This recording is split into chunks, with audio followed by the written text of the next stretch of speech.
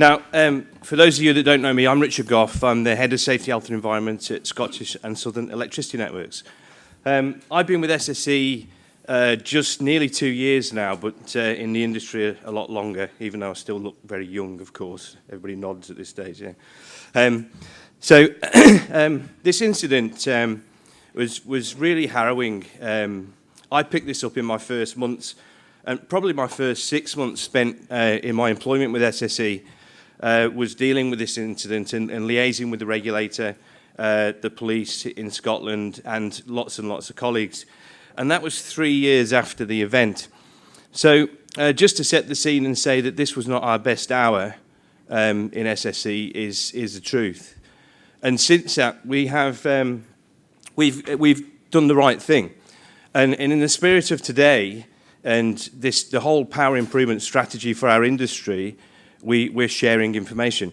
Now, this presentation, in various different levels of detail, has actually now gone to over 5,000 people that we have recorded at least, so it's probably more than that, both in the UK, Ireland, and internationally as well. So, and that's really important, because it's important that we retain not only the learning, we'll gather and retain and share the learning from incidents of this nature, but it's also very important, as Phil referenced, that we retain the corporate memory, because this isn't the first incident of this type in our industry either, which is perhaps the most harrowing thing. Okay, now the slides, I've got roughly 40 minutes before I hand over to Ian Burley from the HSE, who was also involved in the investigation, to give a HSE perspective on the incident. I'll try and do it justice by the slides. It's a very complex incident, and the slides are quite detailed, but I won't go into every word, believe me. I'll skip around and try and make sure that we get the learning across. So where did it start? Well, back in 2011, our transmission business, Scottish Hydro Transmission Limited, we basically let a contract, and the contract was to refurbish one side of a very long 275 kV twin circuit overhead line. Pretty bog standard stuff for our industry. Sadly though, on the 2nd of August 2012, a young linesman, Gareth Aitken, was killed during his work. Now, I just want to make this absolutely clear to everybody that in my findings from the investigation, Gareth was spouted as being a very hard-working, very competent individual. He was very experienced. He was always one of the first guys up the tower and one of the last guys down the tower. Everybody relied upon him for advice. Everybody took his advice. And so from that, what I gauged, and together with my experience, which includes 11 years as a linesman in our industry, he was pretty competent. So immediately I started to think, well, how can somebody with so much competence and so much respect from peers actually make such a fundamental mistake? Just to make, I suppose, to close this off and to mention it, we have now concluded all of the proceedings that followed the incident. It was investigated by Police Scotland, the HSE, and also of course, by our own company. And to say that a £133,000 fine is not the price of a life is an understatement. I can't really find words to sort of explain it, but that was the outcome. Maybe that was commensurate with our culpability.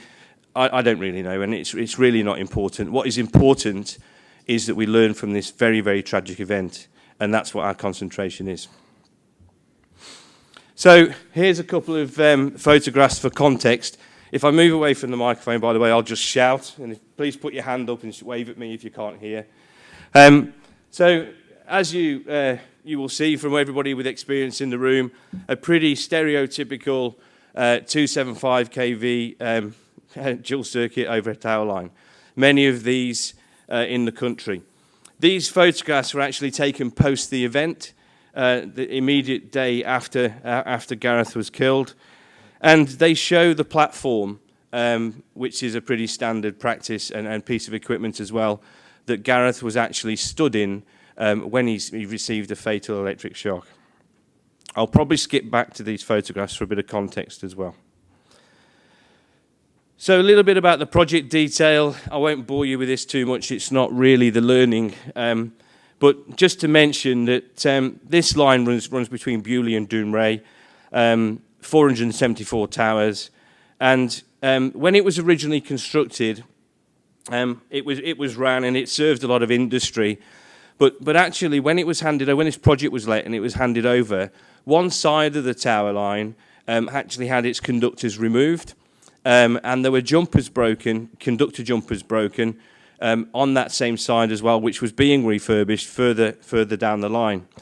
So it wasn't, if you like, conductors were not continuous. And this was, this particular point, and the reason for mentioning it now, is it's actually related to some of the asset management elements that we perhaps didn't get right in ourselves at SSE. The next diagram, I think, shows this in a little bit more detail. So, number one tower is at Dounreay, 474 at Beaulieu. And you can see that on the BU2, the isolated circuit that was released, there was a section of overhead line conductors that had been removed. Also to mention, and I've already mentioned that Gareth was electrocuted, the source of that energy was from the adjacent circuit through induction, which of course everybody knows is one of the main hazards of this type of work.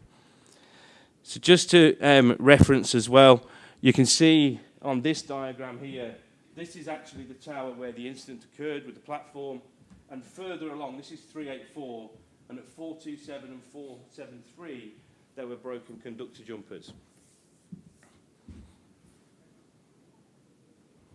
Oh, sorry. And incidentally, the work that Gareth and his colleagues were completing was in this part of the line here. So what happened? It's let's cut to the chase. So for approximately 14 days prior to the incident, it's 13 and a half roughly, a permit to work had been issued, and Gareth and his colleagues were working in order to refurbish the conductors, and they'd actually completed, just before the incident occurred, they'd completed the top conductor. And that was on this side here, and they'd pulled new conductor through, they'd landed new fittings and insulators, etc., etc. And they'd actually landed the conductor, measured it, terminated it, and landed the insulator set and the new steel fittings on the tower arm in the morning, and decided to go for breakfast, as most linesmen do. Cup of tea and a bacon butty. So there were reports that Gareth was feeling a little bit under the weather. We investigated those reports significantly, and actually immediately when this incident was reported, there were actually claims that Gareth had suffered an asthma attack. That was never through the investigation. Right from the start, both the police, the regulator, and SSE were investigating all different streams, as I'm sure everybody would imagine is good practice. So after their bacon butty and their cup of tea, Gareth and his colleagues came back to this tower, and they started to climb the tower in order to set up for the next conductor, in order to do the middle phase conductors, having completed work on the top phase. And so if I just point to this on the diagram, if you like, the top one there, sorry, I should have been a bit taller, but the top one there had been landed, and their job was to lower the platform to below this middle cross arm, and then start basically to work on this conductor here, with the job to refurbish it there. 374, 375 tower up this way.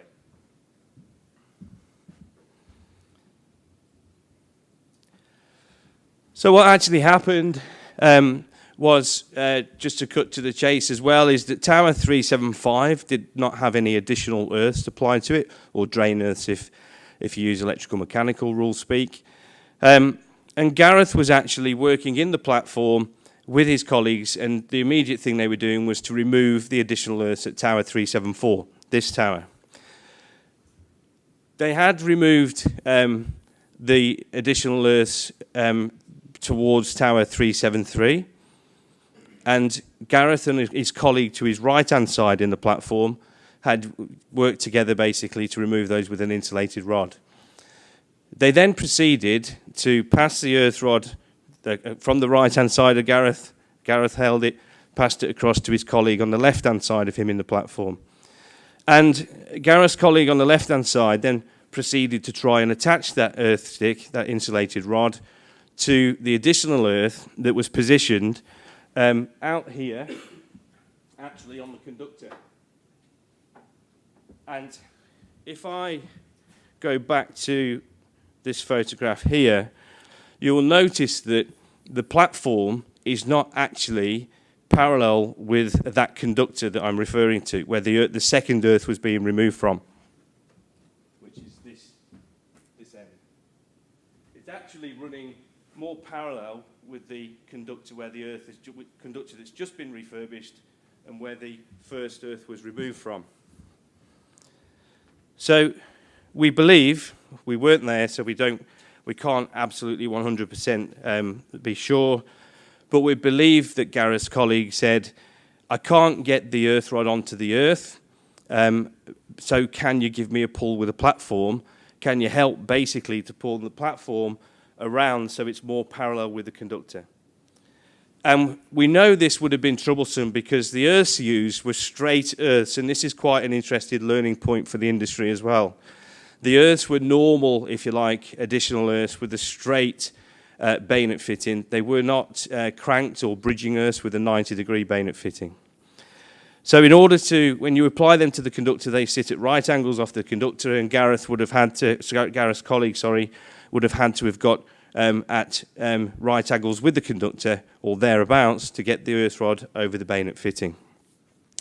So upon this request, Gareth, being a helpful chap, immediately, and there is a witness statement to support this, basically grabbed the insulator set, and I'll demonstrate as best I can, stood in the platform with the platform resting against his legs, leaned over to the insulator set and started to pull on the insulator set in order to swing the platform around.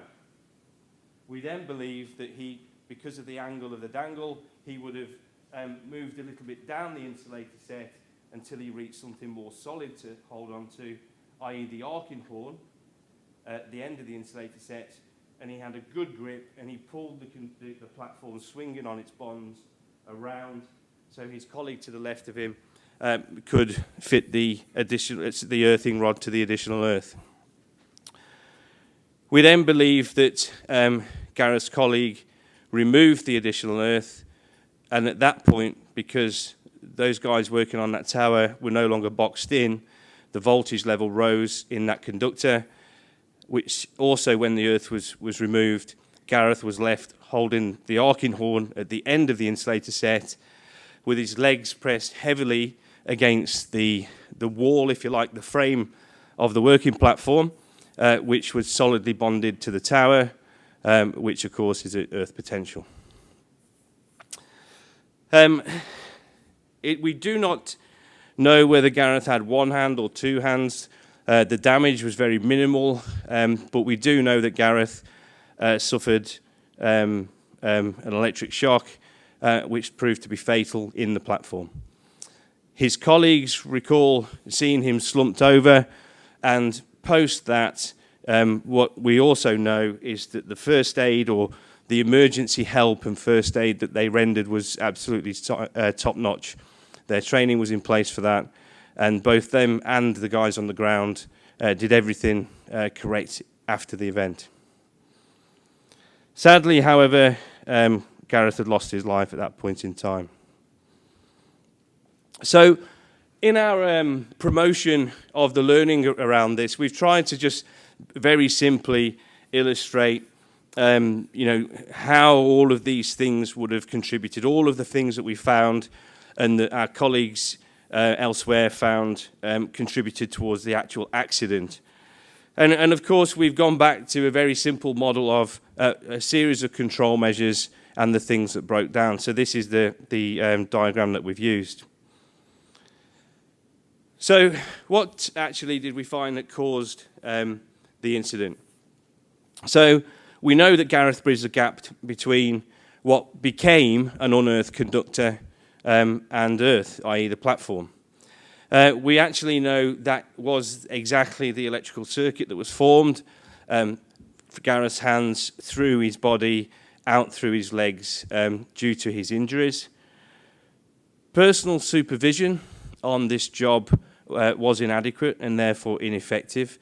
And that refers to the fact that the permit holder, the competent person in receipt of a permit to work, under our operational safety rules at least, but I can tell you under the model distribution safety rules that we have under the NA's stewardship, if you are a competent person in receipt of a permit to work, you are in charge of the general safety of the working party as well.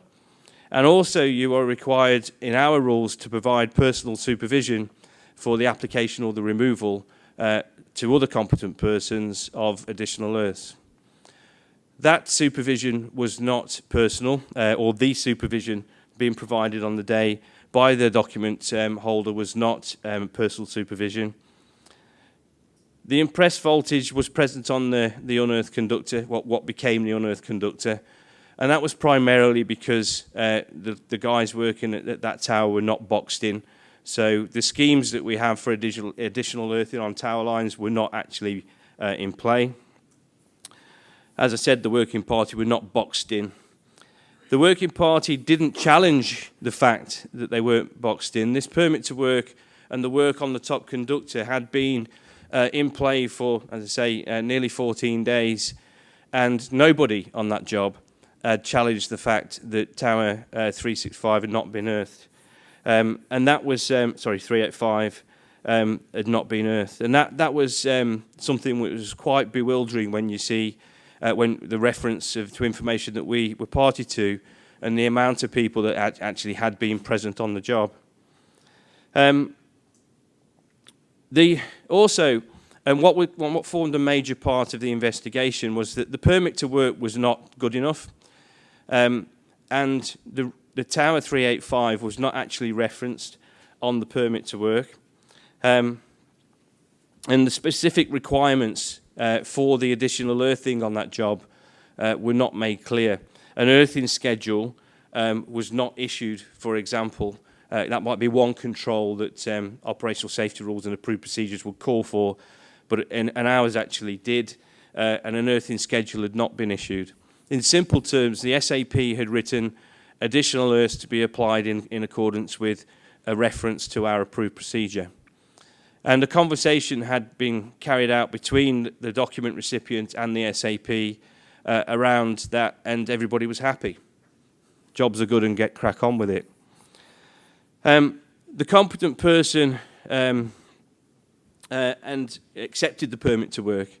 And although I make somewhat light heart of that, reports are that was kind of the conversation that went on. And so the competent person, we are told, was very happy with the handover and the document from the senior authorised person. The working party also, Gareth, who was a competent LE1 linesman, and others did not challenge the working arrangements. They were working at 384 without earths at 385, and they were also working with the straight line additional earths rather than cranked earths, bridging earths that could have remained across the insulator sets on the conductor throughout. The reason that they were trying to retrieve them in order to lower the platform was because they were actually trying to move them from the conductor and reposition them on the arcing horn, so that when the platform had been lowered to the middle arm and bottom arm thereafter, they could still retrieve those earths from the tower cross arm when they were de-earthing the circuit. There were other ways that they could have operated. They could have perhaps put an earth in parallel, even if they were going to use a steel arcing horns before they removed. But again, none of that actually went through the thought process of the people involved. And also, Gareth was actually working in the platform with two trainee linesmen, which was in breach of the working or the risk assessment and method statement being employed for the job. But also it perhaps removed an element of challenge from competent, experienced persons around Gareth. You know, every sort of piece of information that I've actually determined in my investigation into this incident, and my colleagues also, would suggest that Gareth knew his stuff. But unfortunately, Gareth was human. And if he didn't have that competent challenge either side of him, then maybe he just had a bit of a brain fart. And maybe if somebody would have tapped him on the shoulder and said, "Hey up, Gareth, do you really want to be holding on to that Archinorm whilst he takes that earth off?" He'd have thanked them for it and said, "Don't know what I was doing then, lost my brain a little bit, thank you very much." And also, and this relates to the broken jumpers more so than anything else, there was a reported reliance upon the circuit main earths, which were applied at the ends of the circuit, way, way back, you know, towers and kilometres away from the working position. And whether that's right or wrong, it's a true fact that the linesmen that were working on this job actually said, well, we were in the opinion that the circuit main earths, or the earths at the end of the line, may have helped us and may have prevented any induction rising in the conductors. Now, clearly they would have helped to reduce induction, but circuit main earths are not put in place to protect against induced voltage. They're put in place to protect against inadvertent energization from the network. And so there was a misunderstanding of that, combined with the fact that the senior authorised person did not effectively communicate the status of the apparatus before releasing it to the competent person that received the permit to work. And that's a fundamental. When I was an SAP, it was you know, one of the fundamental things in your training. As a competent person prior to that, it was always something that I wanted to know. And I know that I wasn't alone in that. My colleagues in the industry, in the company that I work for, also wanted to know. And I just wonder why we got to a stage where that asset information was not effectively being relayed, and also people were happy to accept that position. So, in summary, this was an accident, and this is very high level. As you would imagine, there are lots of detailed points. But the planning of this actual job and the permit to work detail was not adequate. The supervision from the permit to work recipient, the competent person in charge of the working party, also was not adequate. The additional earthing arrangements, the type, the position, the process of applying and removing, etc., was inadequate. And the challenge and the general human factors was also inadequate. And often that's the last barrier, of course, between you know, people and an incident. And so the accident occurred. Before I go on to the learning points, which are very similar to the causes, what I also perhaps ought to mention, because it's the full truth, is this is perhaps one of the most tragic incidents that I've investigated anyway in my career, because of a few of the things that happened post the event. Unfortunately, just to share with you, the senior authorised person, for whatever reason, which we will never know, committed suicide a few months after this incident occurred. Also, the permit to work holder sadly contracted cancer and lost his fight against that horrible illness within a year of the event. And the two people that were working with Gareth in the platform are no longer in the industry and are still struggling to come to terms with the event. And that in itself, as you can imagine, you know, there's five lives there, but actually the ripple effect of this, their families, everybody else around them, is this event was completely and utterly preventable and completely tragic. So, the learning points. This piece, number one here, about the status of the apparatus and senior authorised persons, ensuring that the status of apparatus and the apparatus itself is pointed out and identified adequately when they issue a permit to work to competent persons. A bog standard requirement, you may think. The question is, how well do we do it? Permit to work must be comprehensive, complete, effectively communicated to the working party. I guess one person's comprehensive is another person's difference, maybe. But we can set examples. We have lots of history in this space. Senior authorised persons must always challenge downstream, but likewise, members of the working party should challenge upstream. I think it's fair to say, and if Ian doesn't mention it, I'm going to anyway, but perhaps he planned to, is that we asked a lot of people that worked for us in our transmission business after this event, what's it like to work for us? What are the senior authorised persons? Are they comprehensive? And the common answer that we got is that your senior authorised persons believe they are gods, and if we challenge them, we don't tend to turn up on the job the next week. That was hard-hitting, believe me. We did a lot of soul-searching after that. So, also the promotion of Operational Safety Rule 1.7. This is the rule, basically, where anybody can put their hand up and raise a concern to a higher authority if they need to. That wasn't necessarily known amongst our operational workforce. Maybe it had been forgotten. They definitely know what it is now, and it's been reiterated to the nth degree. And of course, there is, and this is meant in a very proper way, but Operational Safety Rule 1.9 in our industry, if you use those rules and are equivalent in electrical mechanical rules, basically states that if you operate under a role, you have responsibilities, and ignorance of those responsibilities is not, defence against something that you may do incorrectly. Now, that's just a matter of professionalism. It's not a big stick. It's just a case of if we all get there and we all have the integrity to operate, it's a really good thing. And we've reiterated that in the appropriate way to all the people that work on our behalf. The safety distance, encroachment to safety distance, or respecting and maintaining safety distance, you would think that's bog standard, fundamental. But effectively, what happened when that additional earth was removed from the conductor is that Gareth, at least, and maybe also his colleague to the left of him, actually found themselves within the safety distance surrounding what became a live conductor and was definitely, visibly to them, an unearthed conductor.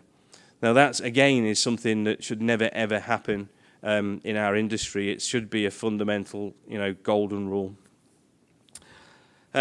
I mentioned earlier about the rules around additional earthing and the application removal and the personal supervision by the permit to work holder, if that's what your operational safety rules and approved procedures call for, ours definitely did.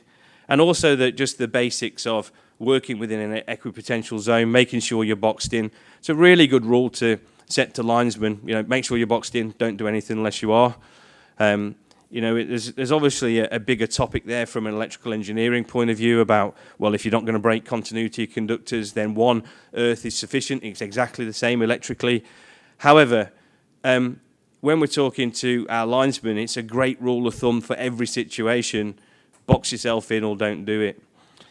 And we're promoting that dramatically because we think it is a lifesaver. If everything else fails, at least if they've got the protection of an equipotential zone, and wherever the linesmen travel in the UK and Ireland and maybe internationally as well, it's a lifesaver for them. Good thing to keep in their back pocket.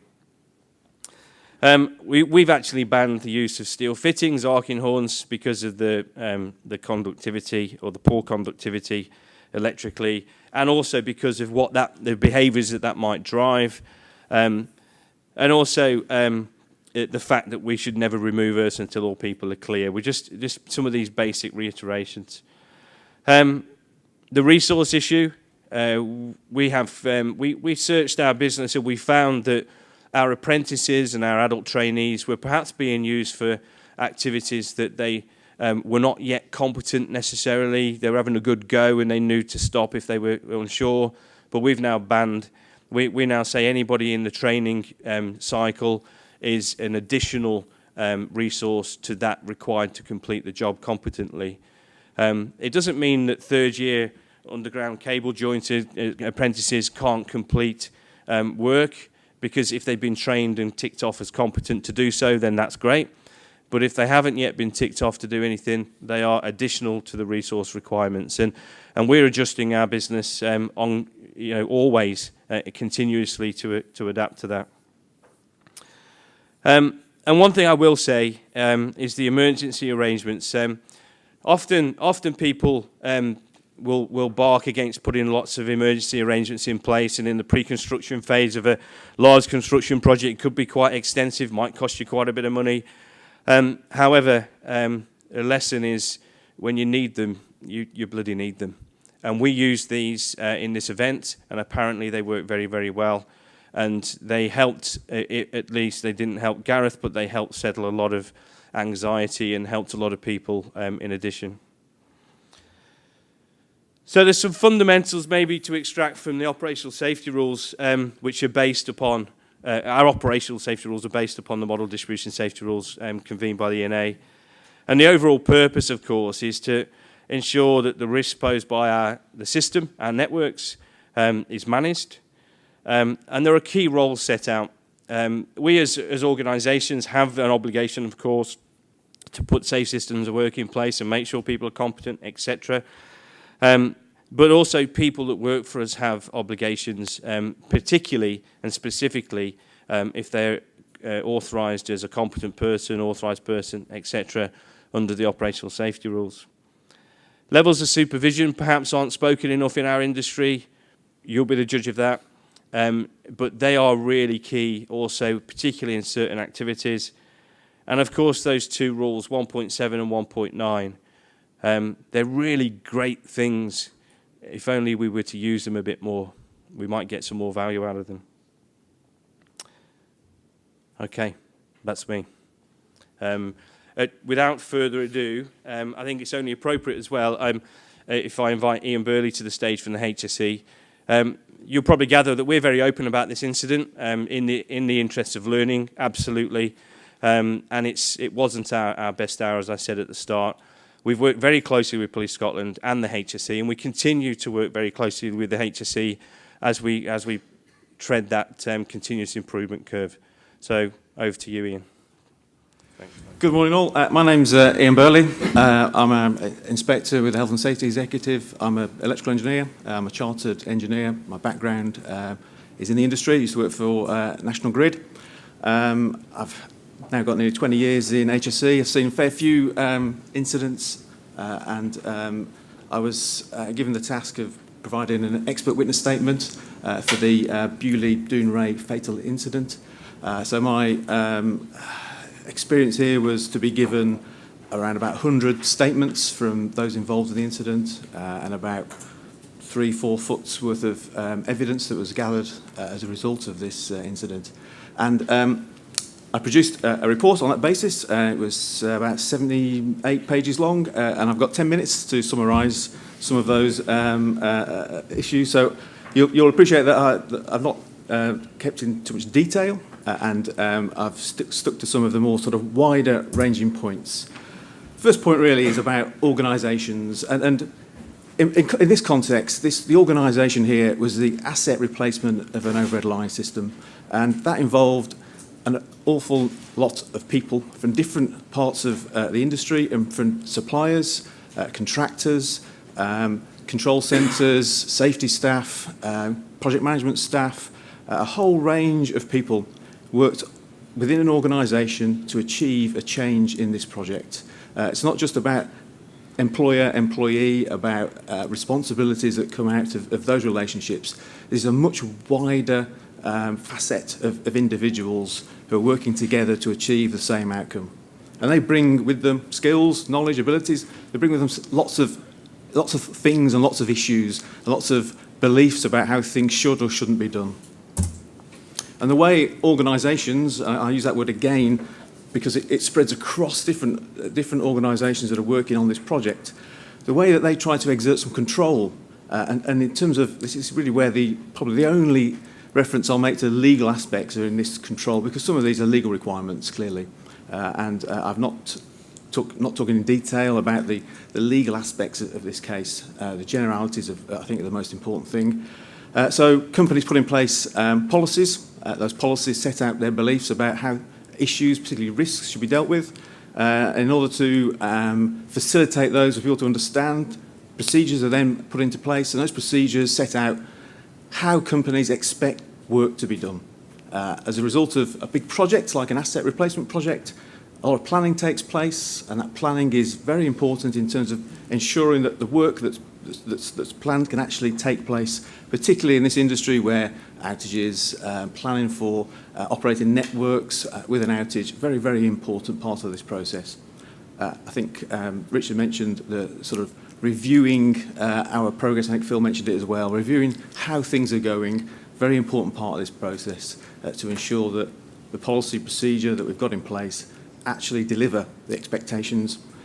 In addition to that, of course, we train people, and we train people to do things in accordance with our procedures that we've set out. So training is an integral part of this, trying to make sure that when we send people out onto site, they do the things that we expect of them.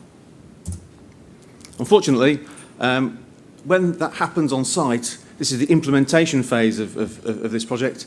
As I've seen it as a HSE inspector, looking at incidents, not just this incident, many others, there's another word that comes in place of implementation, that's interpretation.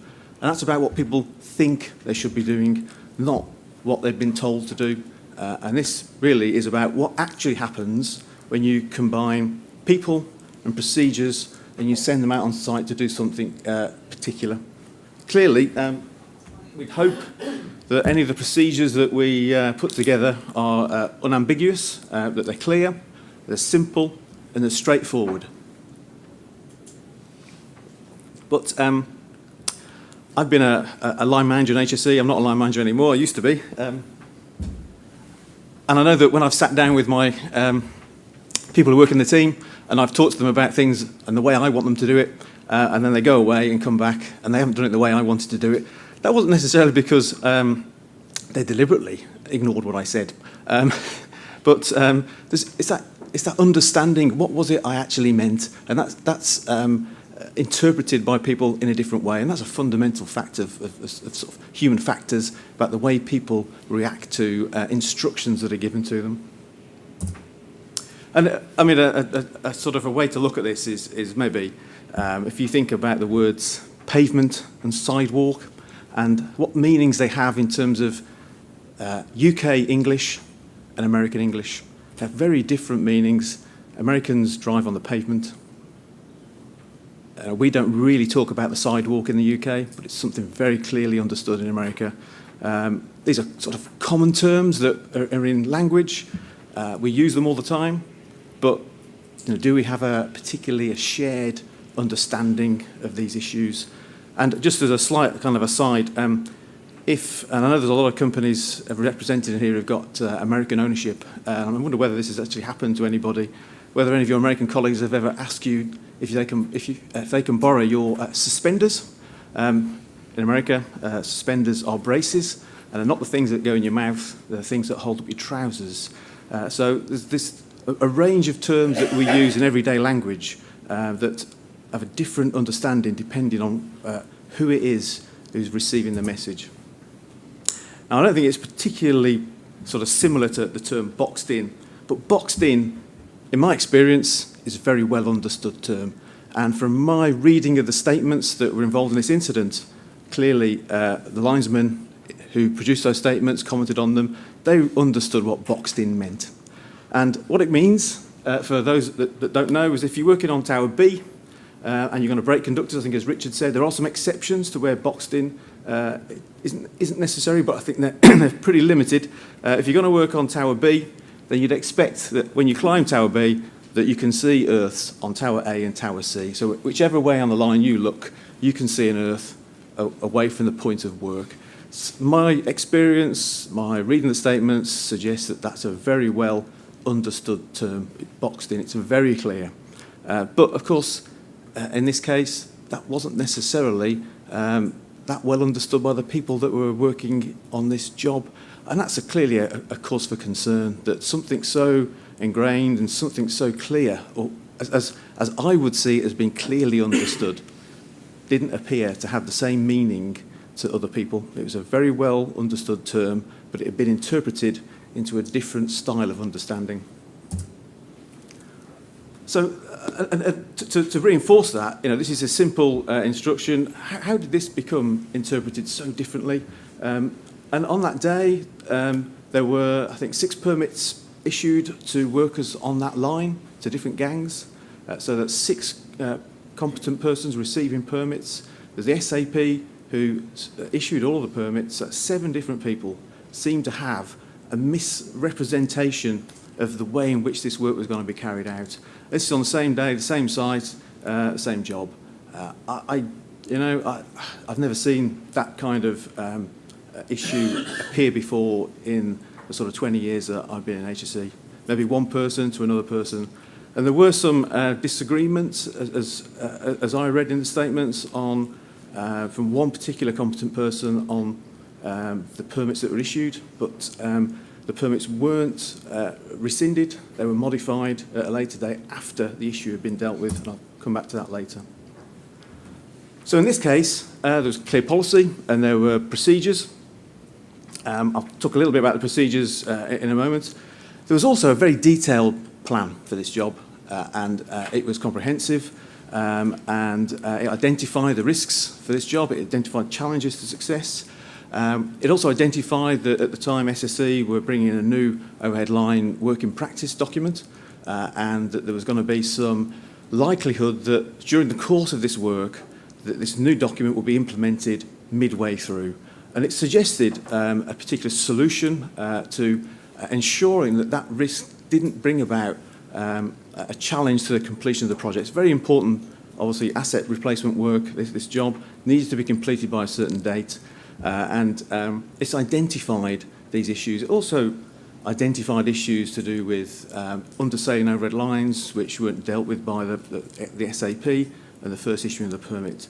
So with all this information available, I never really got to the bottom of why this document didn't seem to raise its head above the parapet and be used as a means to understand the risks that the project faced. It seemed to be something which was produced and then really had a short lifespan, and when the project kind of cracked on, it didn't seem to make its way out to the people at the sharp end.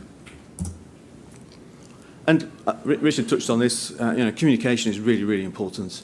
Communication between all staff at all grades, and in particular between those issuing safety documents and those receiving them. And the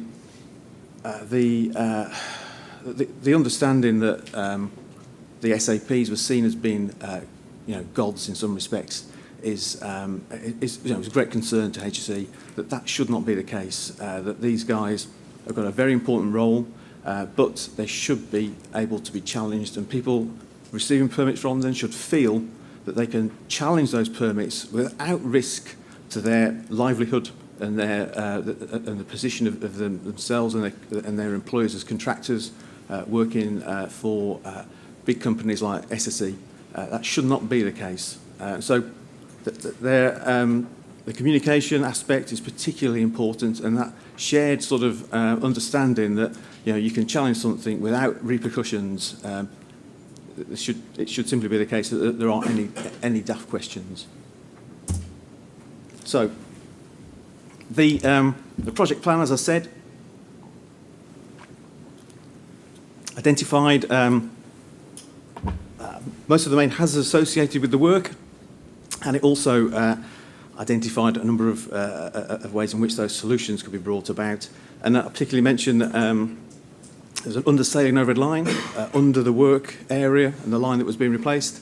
The permit that the SAP issued didn't include precautions for that overhead line. It was still live when the permit was issued, and it was subsequently made dead, but the permits were modified, and only one permit of the 6 issued were modified. There was this changeover aspect to a new document for the overhead line safety system of work. So some of you will be familiar with the document, I think NSI4 that National Grid use. The revised system for SSE was very similar to NSI 04. And that was taking place during the course of this project, and there was confusion, in my view, over which system of work was being used. SSE had a document called AP21, which was their previous overhead line working procedure. And there was a changeover from AP21 to PRPS 580, which is a new document. And, you know, from my reading the statements, there was considerable confusion over which document was being used at which point in time and who was providing the training. There was disagreements between SSE and Balfour Beatties over who should and shouldn't provide the training on this document. And whether that's figurative in the outcome, it certainly left people confused, in my view, over which document was the right one to be in use at the time. And also, the safety revisions at site, I mean, Richard's covered those in some detail. It's disappointing, really. You know, you look at what went on at the site at the time with the individuals involved. It's a tragic incident. It was, I agree with Richard, it was preventable, no doubt about it. And the way in which the interpretation had occurred to allow working practices to take place on that site in the way in which they did is staggering, really. It's so different from the expectation that the safety rules have in terms of what their expectations are and what people's responsibilities and duties are as appointed persons under those safety rules. They've moved a considerable way away from where those responsibilities lay. So, what we have next is a session where you are going to look at some documentation that Mike has got that he's going to pass around each table, and there'll be an E&A person on each table who's going to lead your discussions, and we will have a feedback session a little later on. Our timings are a bit different, aren't they, Mike, at the moment? So I'm not sure what time. We've got 40 minutes arranged for this, so presumably that's about 10 to 12? Yeah. Is that right? Yeah. Okay. And so in that time, we would like you to look at the questions that are on the sheets and provide some answers back, and we'll do a feedback session at the end. And but also, please get yourself a cup of tea or a cup of coffee, and we'll see you back at 10 to. Yes. Ladies and gentlemen, so there's quite reluctant actually to stop the noise in the room. It looks like there's some good conversation. Mike here has got a roving microphone, and the idea, I think we've got around 20 minutes, is that right? Yeah. So Ian and I are here if you have any questions for clarity, or you would just like to gauge an opinion from either of us, from the company or the regulator side. But really what we probably want is your feedback to see if we as an industry have got some great work that we could do to improve even further. So maybe we'll just run down the sheet, but we'll ask each table for some feedback, maybe just a pertinent point. So table number one, is that table number one? Number three. We'll go that way. So thanks, Nick. So I can't see. I'll put my glasses on. Okay. But table there with Nick on it. Maybe the asset related. Does anything jump up in your discussions about that? No. How come I get the microphone? Thank you, Mike.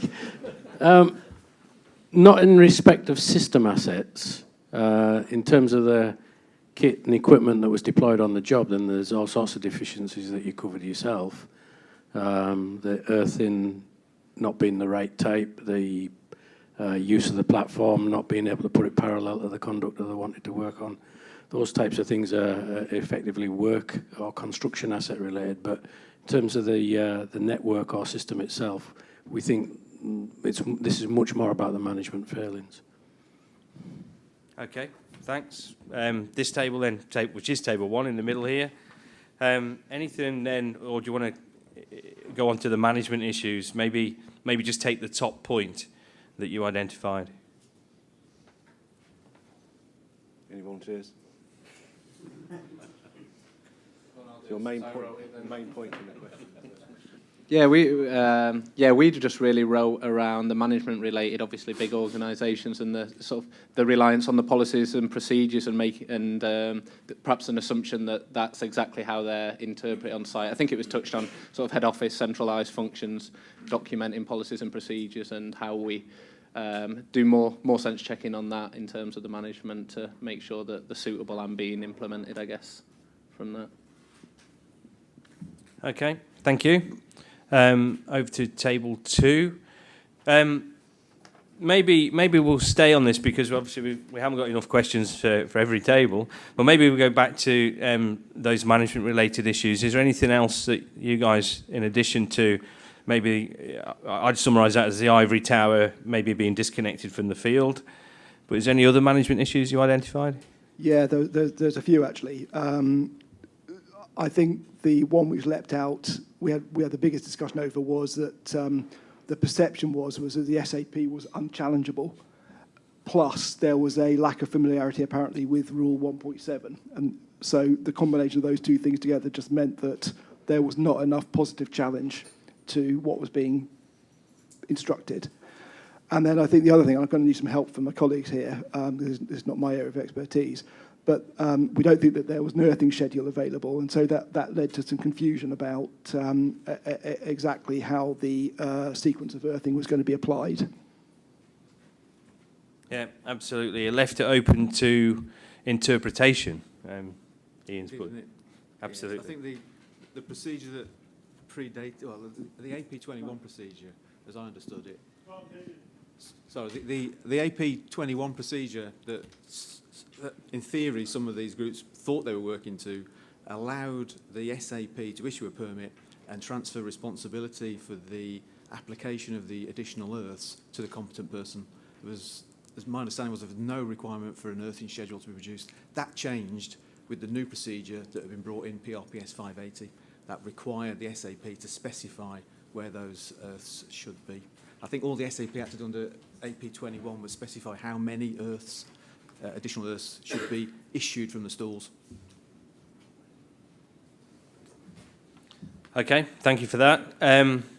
So if we go to the question about training, assessment, etc., maybe the table in the middle there with Mr. Hallington sat on it. You can't hide, see.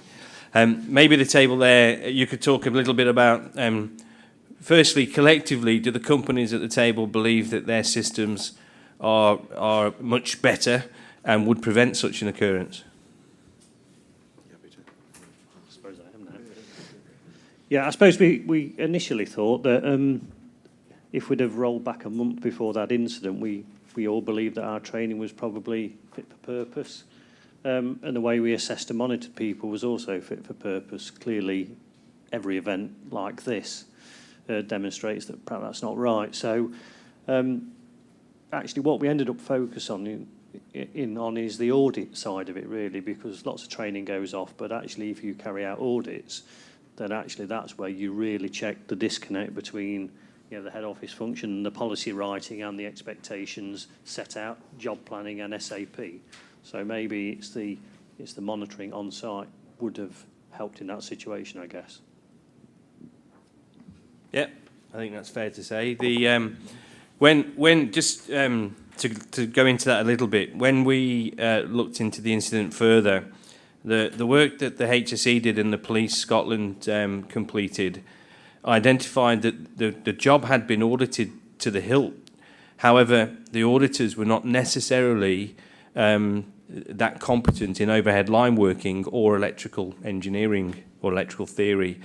And so could the auditors have missed non-compliance with additional earthing? The answer was yes. Did they miss it? We didn't. Before the event, we don't know, because there's no record there's no confirmation, and therefore audit forms could be a lot better in saying, positive confirmation that we've checked additional earthing and it's okay, or rather than just be mute on it, on the point. So that's a good point. Okay, still on training, authorisation, monitoring, assessment. If that table there, have you got anything else to add in that space?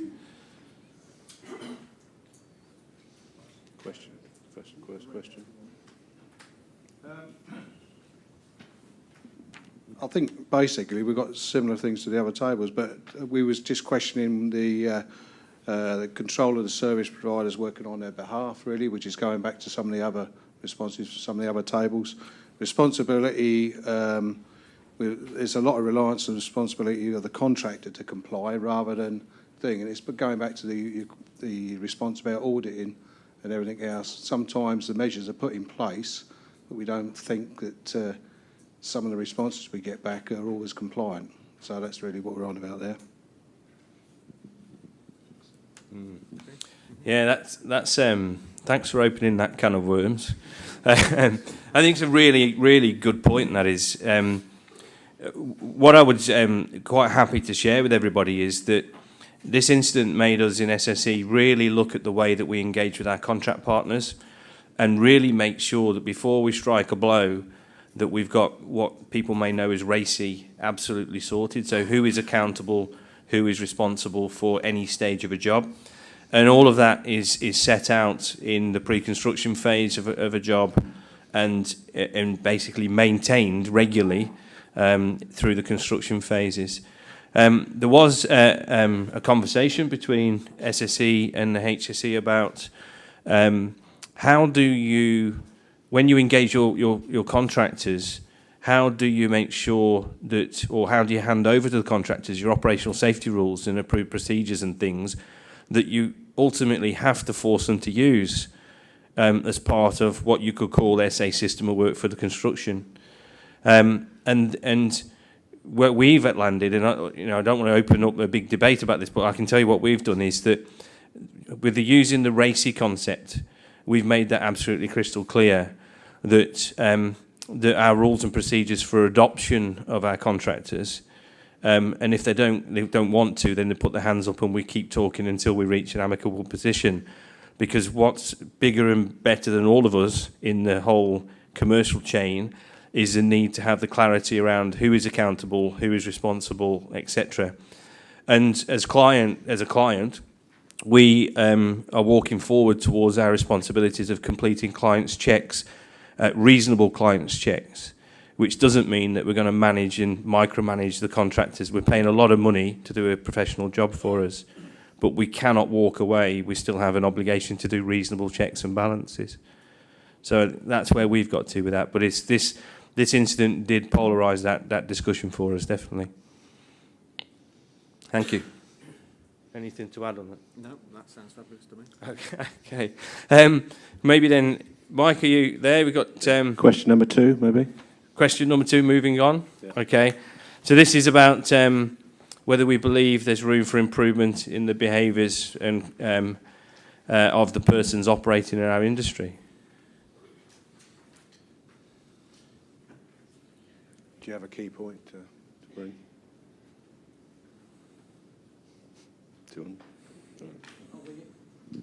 It's not like you to be quiet, Pete. It's highly unusual, but I thought I'd wing it today. Good afternoon. Is it afternoon yet? Good afternoon. Yeah, from our perspective, there's always more you can do around behavioural safety. Of course there is. Never rest on your laurels, that's a cliche. But for me, it's about moving everyone to a place where they do something because they want to do it rather than have to do it. So then it becomes habitual and good habits are ingrained. And then there's less scope for taking the wrong turn, so to speak. And I think this is showing some of the classic hallmarks of that, which is having an interesting debate whether or not it's a rule-based error or a knowledge-based error at play in this particular instance. But there's some hints at a situational violation or routine violation as well. I don't know enough of the detail to form an effective opinion. You guys probably have a better view of that than me. Don't know if that helps. We had some interesting discussion on the table. I was on table 6 about contractors challenging SAPs and the response that then generates. And it's not necessarily that comfortable for the contractors.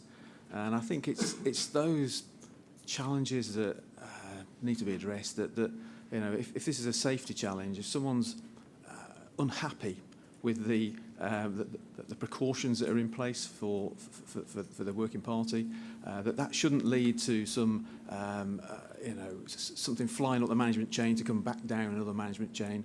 There's a process of friendly cooperation that needs to take place. The DNOs, you're reliant on your contractors these days. You've got an awful lot of contracted work, and you know, from the conversations that were held on the table I was on, you know, those things probably aren't working as well as they could. They're certainly a lot better than they were. Just to add to that, I think, you know, when we're talking about what's your very last line of defence, it's the other people working with other people, and their willingness to do an intervention and not just let things slide.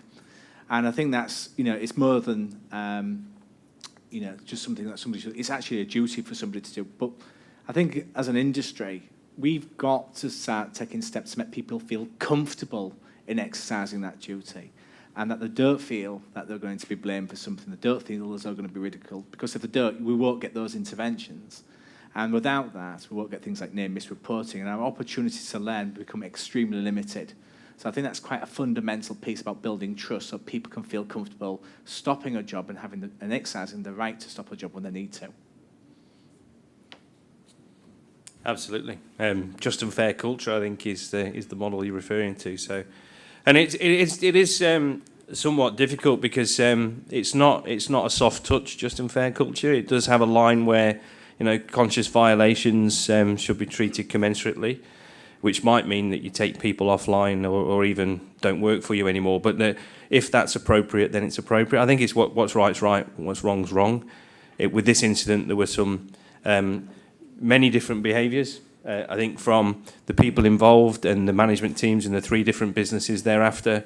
And we've had to work very hard to get through all that, to get the learning onto the table. So I think it's a great example of what's right.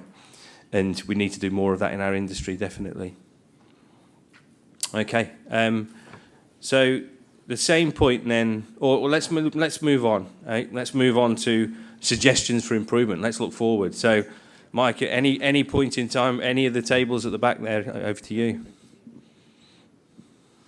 Okay, well, I'll start by saying that on our table, one of the opening comments was that in the 70s there'd been a virtually identical incident to this in one of the companies.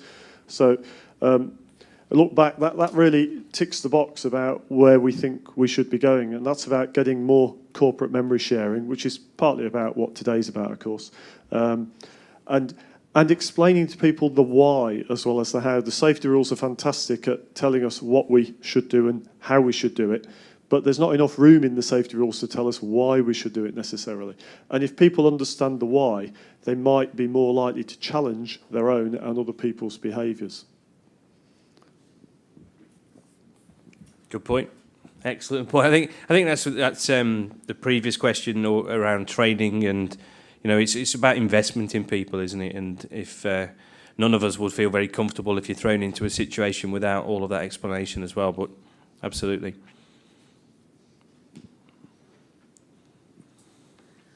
In terms of learning and organisational learning, there's a lot of new thinking at the moment about where the best places for us to look in our organisations is to capture that learning.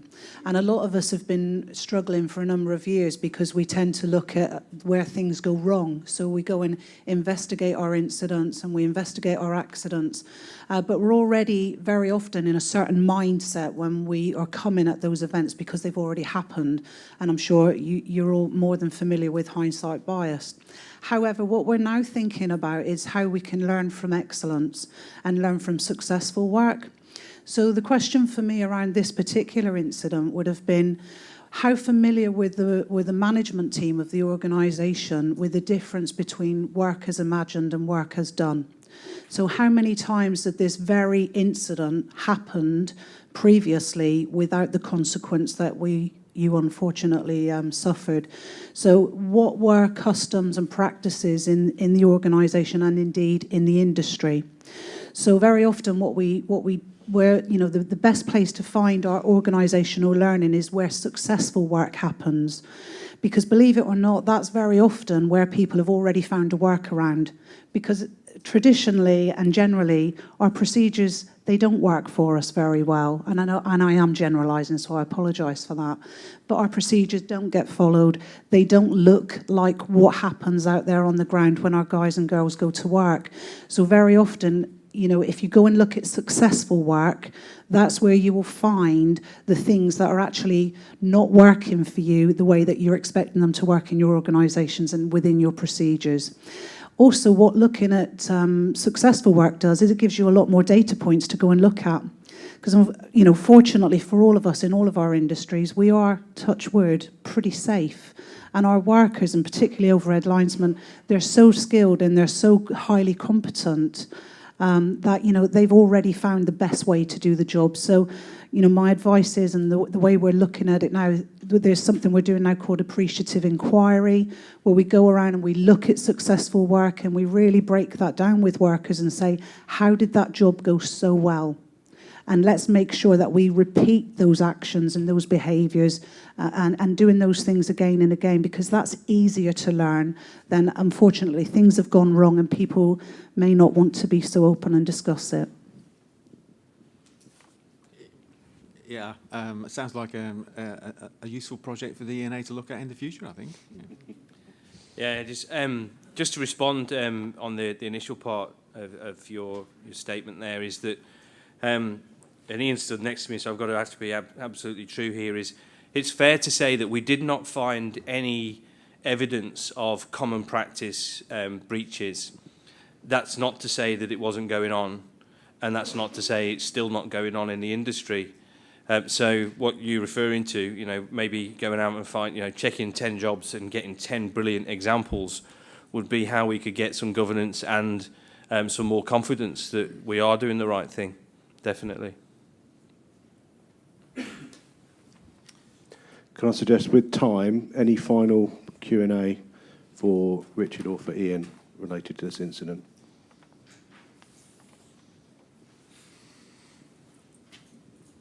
Thanks, mate. Just a couple of things from me, please. You mentioned that the permit had been out 13.5 days.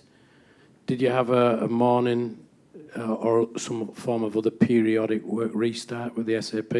Or had that working party effectively been turned loose for 13.5 days?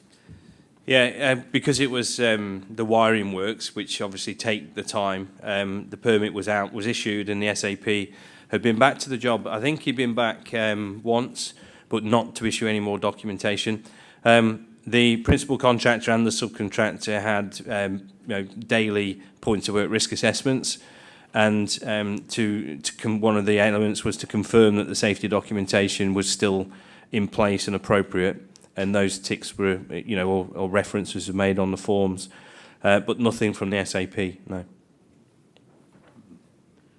And then the second thing was, we were puzzling about how Gareth got himself into that mindset and into that position. And did you, in the follow-up, did you have any debate about whether they adopted an off-the-system mindset because the circuit, and I'm still not clear which way around these circuits were, but you were effectively putting a circuit back through that had not been on that tower for quite a while. So did they have an attitude that they were working off system? My recollection, looking at the statements, that's not something that appears in the statements at all. That, you know, they felt that this was, say, an excluded zone, out of rules. That wasn't something that was present in the statements. I think. Just to share, Nick, with one real thing, and maybe bringing it back to the asset management theme of the day, is we collectively probably spent 12 months, police, Scotland, HSE and SSE, and the other two parties, talking about the broken jumpers, the discontinuity of conductors, and the fact that those broken jumpers and that discontinuity had not been effectively relayed as an asset aspect by the SAP to the competent persons that received the safety documents.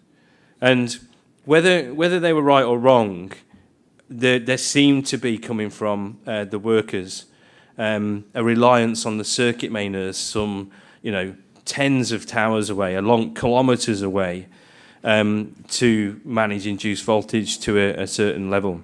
Now, in my opinion, personally, they were wrong to have that reliance. They're not, circuit mainers are not intended for that purpose.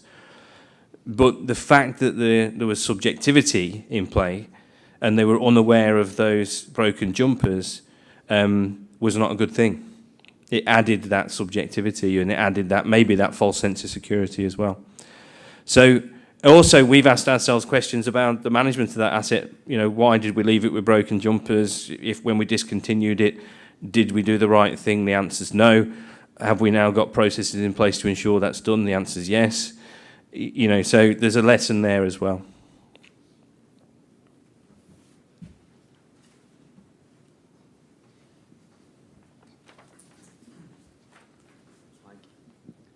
Yeah, Richard, thanks. I mean, just on that last point, I think that is an interesting comment that we'd probably like to know a little bit more about, because part of our discussion on this table was that it's all people carry responsibilities, accountabilities, the SAP, the competent person, etc.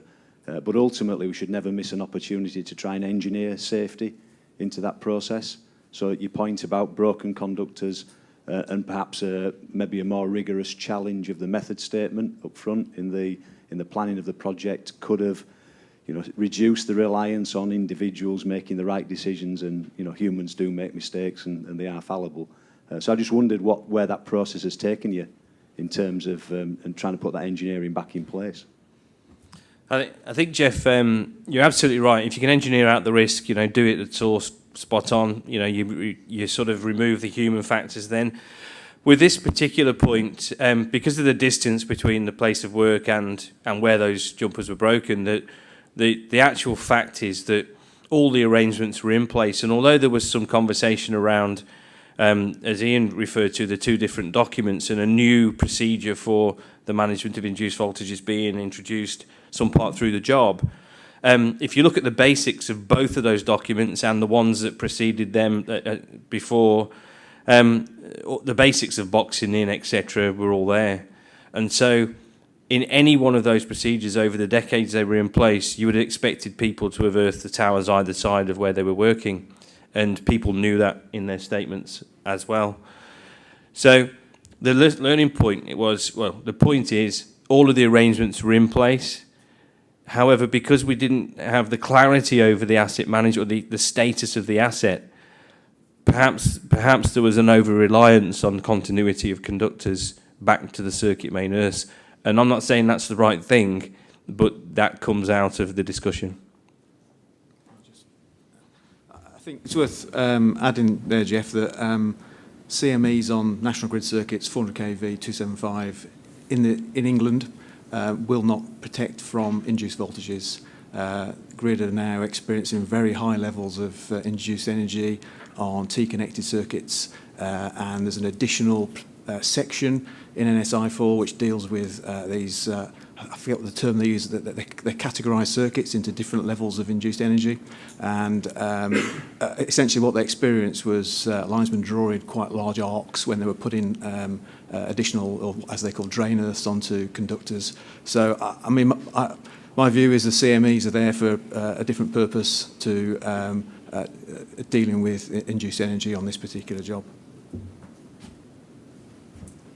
Okay, I've just got one final slide, and it's really, if you think it's a metaphor really, if you think your health and safety policy procedures is a picture of tranquility and beauty, then I think it's time to go start and having a look around the corners to see what you can find. Thank you very much.